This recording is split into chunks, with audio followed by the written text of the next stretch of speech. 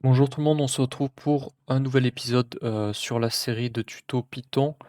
On va voir les types dits primitifs dans cette vidéo. Alors, dits primitifs, hein, pas les 10 types primitifs. Donc il en existe 4. Le type booléen. Hop, on va lui donner la valeur true, par exemple. Donc il peut avoir deux valeurs, il peut avoir soit la valeur true, soit la valeur false. Je vais le mettre là en commentaire. Hop. Ça, c'est les deux valeurs qu'un type booléen peut avoir. Le type entier, donc c'est très simple pour définir un entier, vous avez juste à rentrer un chiffre ou un nombre, sans mettre le point en fait. Donc ça sera pour le flottant. Donc on va mettre par exemple 3,5, ça sera 3,5. Python détectera automatiquement que cette variable-là c'est un flottant, cette variable-là c'est un entier. Et le dernier type qui est le type string, chaîne de caractères. Donc on va l'appeler chaîne. Et là vous avez juste à mettre des guillemets. Ceci est une chaîne. Donc si on fait un print de type booléen, virgule, j'ai oublié un E, entier, je sais pas si ça va marcher, hop, ouais non, il prend qu'un seul argument, type, hop, type de entier. Donc type en fait va nous renvoyer le type de la variable, de ce qui est passé en paramètre, flottant et chaîne du coup. Et là, on va voir les différents types. Donc booléen, entier, flottant, chaîne de caractères. Voilà. Donc là, on a les quatre types primitifs. Et avec ça, déjà, on peut faire beaucoup de choses. On va voir maintenant rapidement comment...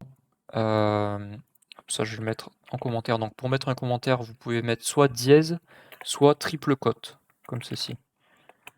Ceci est un commentaire. Voilà.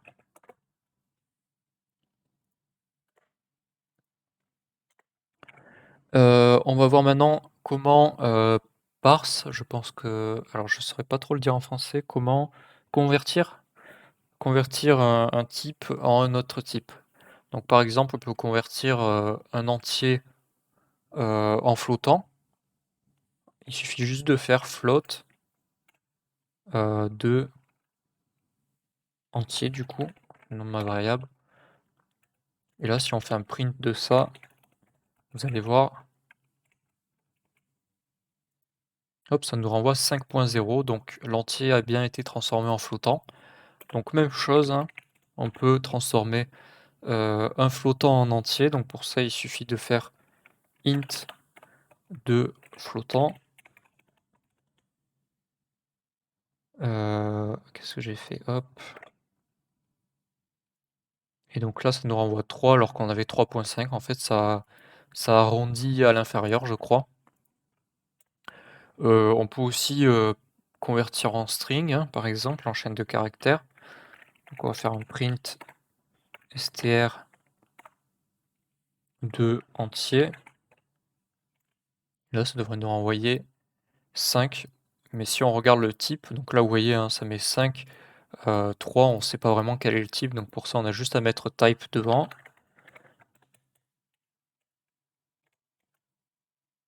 Et hop, on regarde, ça nous renvoie bien une chaîne de caractères. Donc maintenant, pour afficher... oui, pour détruire une variable, d'ailleurs, c'est del. Donc si on fait del de booléen, par exemple,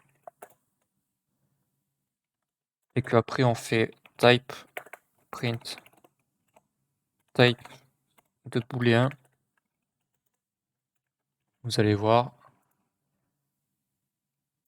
la ligne 15, nanana, boolean is not defined. Donc en fait, on a détruit, on a supprimé de la mémoire la variable booléen. Donc ça, c'est pour détruire les variables. Hop. Mince.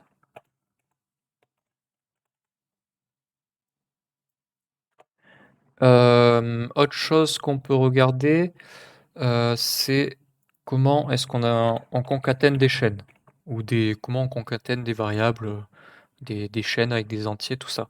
Donc si vous avez plusieurs types différents, c'est possible de concaténer en fait avec des virgules. Donc par exemple, si je mets chaîne, virgule, flottant, là vous allez voir que dans ma sortie, ceci est une chaîne 3.5. Voilà. Par contre, les types, vont rester tels quels.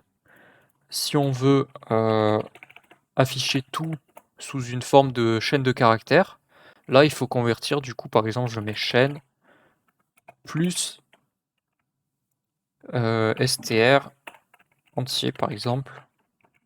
Et là, si je fais un print, ceci est une chaîne 5. Et donc là, on a bien une chaîne de caractères, tandis que là, on avait une chaîne et un flottant.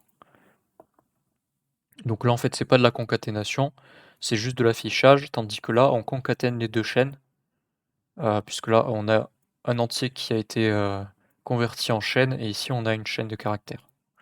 Voilà. Autre chose, pour tester le type d'une variable, vous pouvez utiliser la fonction isInstance.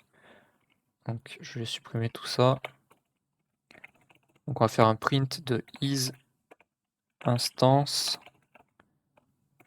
Par exemple, entier, int. Et là, ça nous renvoie true. Tandis que si j'avais mis str,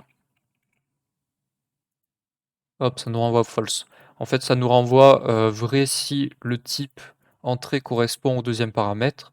Si la variable le type de la variable entrée correspond au deuxième paramètre. Faux sinon. Voilà. Donc très utile pour plus tard, vous verrez.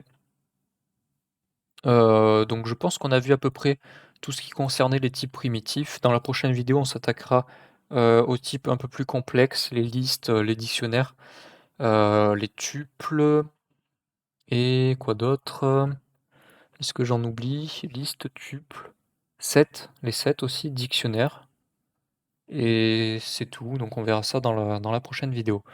Sur ce, à plus tout le monde. Ciao.